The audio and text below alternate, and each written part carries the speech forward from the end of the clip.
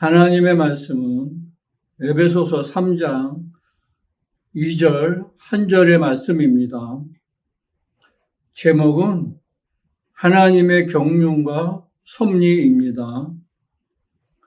살아계신 하나님 아버지, 오늘도 이렇게 귀한 시간 주셨사오니 이 시간이 흘러 떠내려가지 않도록 성령께서 도와주시고 성령께서 함께 역사하여 주시옵소서. 하나님의 말씀을 듣는 심령마다 가시밭 같은 심령도 있고 길가 같은 심령도 있고 돌짝밭 같은 심령도 있지만 이 시간에 성령이 함께 역사하여 주셔서 옥토가 된 심령이 되어서 100배, 60배, 30배의 결실을 맺을 수 있도록 우리 아버지 도와주시고 함께 역사하여 주시옵소서. 오늘도 조응을 세우셨사오니 정말 성령이 함께 역사하여 주셔서 영적인 설교할 수 있도록 우리 하나님이 기뻐하시는 설교할 수 있도록 우리 아버지 도와주시고 함께 역사하여 주시옵소서. 모든 것 성령께 의지하오며 살아계신 우리 구주 예수 이름으로 기도하옵나이다. 아멘. 우리가 성경을 보면은 그 전체적인 내용이 이제 그 구성된 내용이 두 가지로 되어 있는데 그 두 가지가 무엇이냐면 하나님의 경륜과 섭리라는 것으로 이 성경 전체가 이제 그 구성되어 있습니다. 하나님의 섭리라고 하나님의 경륜이라고 하는 것은 하나님께서 이제 뜻을 세우시고 사람과 상관없이 하나님께서 일방적으로 그 세우신 뜻을 진행해 가는 것을 이제 경륜이라고 이렇게 이야기를 합니다. 그리고 섭리라고 하는 것은 사람의 의지에 따라서 사람이 의지를 사용을 하여서 하나님의 그 뜻에 순종하는 것, 그것을 갖다가 우리는 이제 섭리라고 이야기를 합니다. 많은 사람들이 이제 그 이야기하고 그렇게 믿고 있는 것이 무엇이냐면 아담이 하나님이 먹지 말라고 하는 선악과를 먹음으로 말미암아 이제 범죄에서 인류가 다 죄에 빠지고 죄로 말미암아 심판받아 지옥에 가게 생겼는데 그것을 위해서 하나님의 아들 예수가 이 땅에 오셔서 피 흘려 주셨다고 그렇게 이제 생각하고 그렇게 이제 믿고 있습니다. 그러나 성경은 분명히 말씀하시기를 요한복음 10장 17절 18절에 하나님은 하나님의 아들이 이 땅에 오실 때, 아들이 이 땅에 오실 때 벌써 계획이 무엇이냐면 사람의 뜻과 아무런 상관이 없이 이미 모든 만물이 지어지기 이전에 창세 전에 죽을 권세와 살 권세를 아버지에게 받아가지고 이 땅에 오신 분이라는 것을 분명히 말씀하시고 있습니다.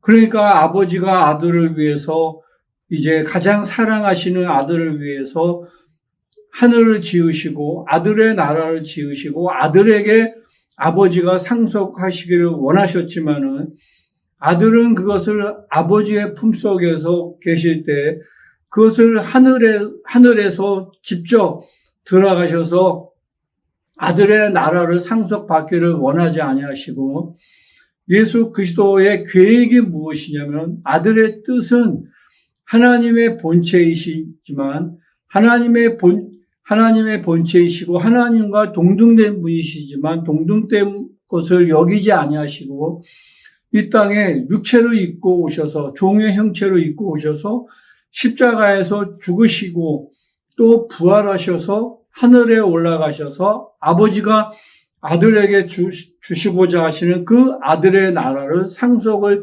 받으시는 것이 아들의 뜻이기 때문에 이 땅에 그렇게 하나님의 경륜을 따라서 사람하고 상관없이 그 아들의 의지에 따라서 이 땅에 오셔서 그분이 이제 죽으시고 부활하셨다는 것을 분명히 말씀하시고 있습니다.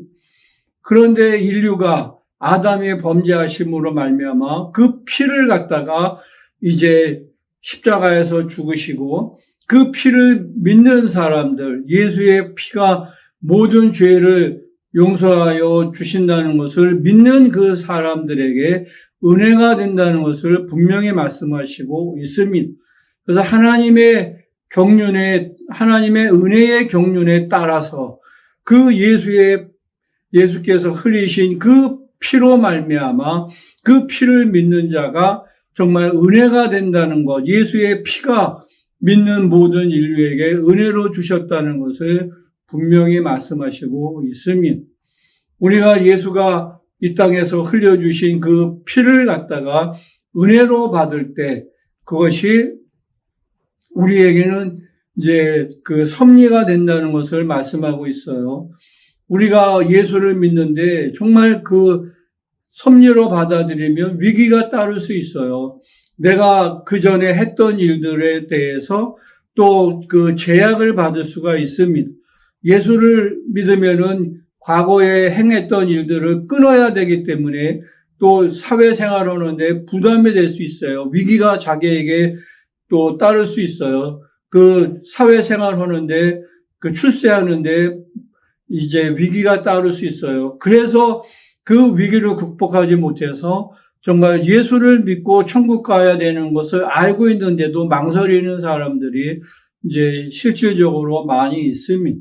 그 예수를 믿는 것은 그와 같이 위기가 따르는 건데 그 섭리를 내가 받아들이면 그것이 나에게는 복이 된다는 것을 분명히 말씀하시고 있습니다.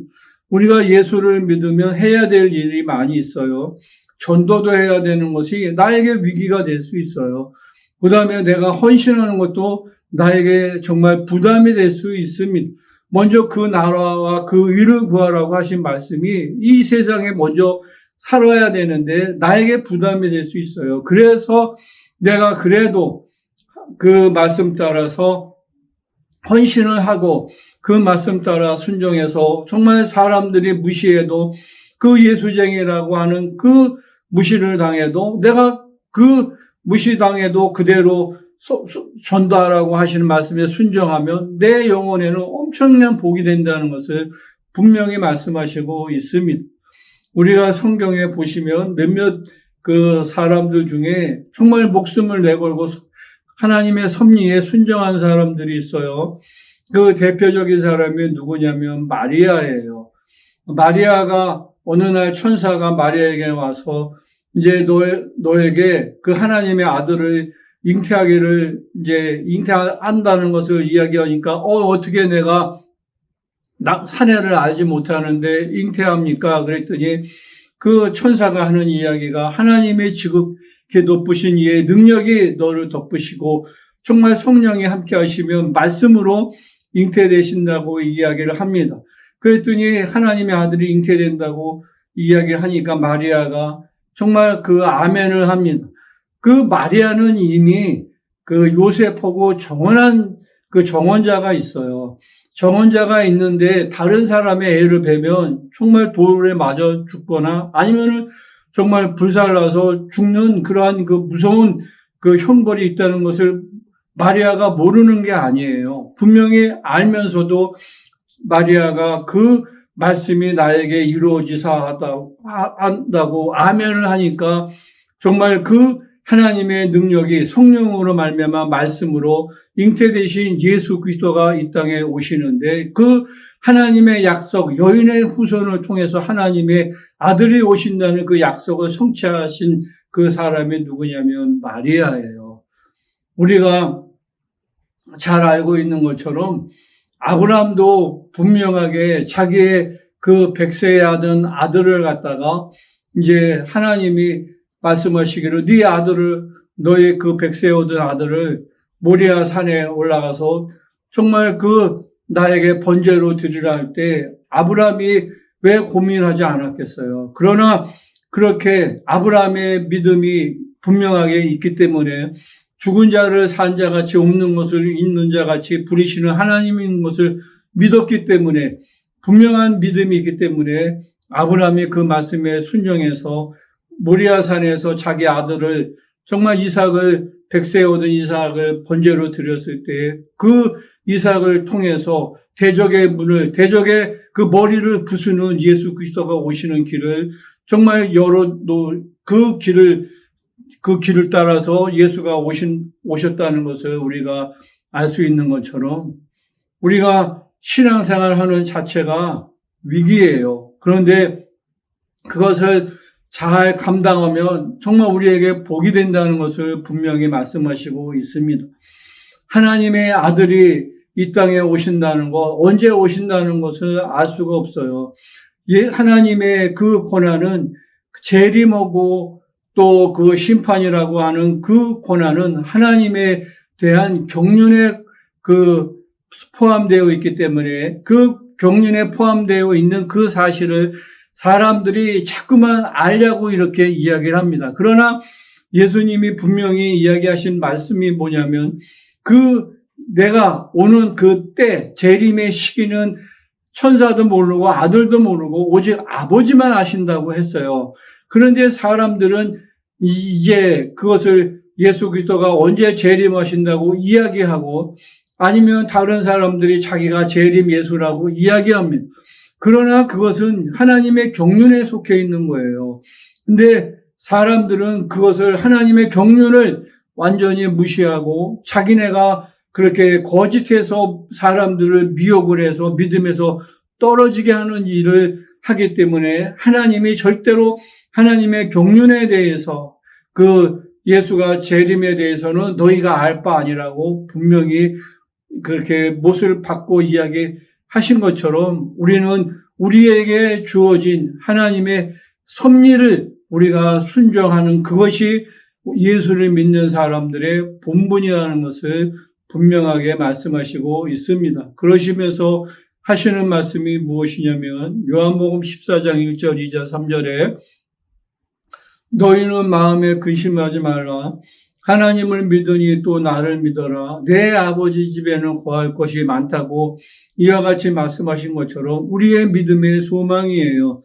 우리가 이 땅에 잠시 잠깐 머무는 동안에 정말 육체에 공고하고 피곤하고 삶이 힘들어도 우리에게는 정말 하나님의 섭리를 순종하면서 어려움이 있지만 또 다른 이제 아버지 집에 예수 그리스도가 우리를 데리러 오신다는 그 믿음의 소망이 하나 있는 그 믿음의 소망을 가지고 우리가 신앙생활을 한다는 것을 여러분들이 잘 아셔서 일평생 정말 하나님의 그 섭리에 따라서 순종하시기를 정말 성령이 우리를 인도하심 따라서 성령이 우리를 인도해 주시는 대로 사망의 음침한 길로 인도하시면 그 사망의 음침한 골짜기로 우리가 인도함 받을 수 있고 또 우리가 복음 증거하다가 사도 바울처럼 40에 하나 가만매를 맞을 수도 있고 정말 온갖 핍박을 받을 수 있는 그 길로도 성령이 인도하시면 그대로 성령에 순종해서 따라가시는 여러분들이 그 섭리를 피하지 않고 하나님의 섭리를 받아들여 정말 영혼의 복이 있는 여러분과 여러분 자손 되시기를 예수의 이름으로 축원을 드리겠습니다.